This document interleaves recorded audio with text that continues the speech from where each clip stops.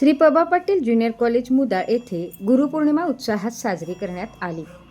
गुरु या दोन अक्षरी शब्दांचा अर्थच असा आहे की अज्ञान अंधकार नष्ट करणारे ते गुरु.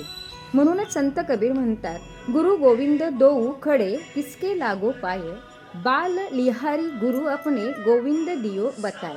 गुरु आणि गोविंद म्हणजेच ईश्वर असे दोघे एकाच वेळेला माझ्यासमोर उभे राहिले तर पहिल्यांदा मी गुरुच्या पाया पडेल, कारण त्यांनीच मला ईश्वराचा रस्ता दाखवला.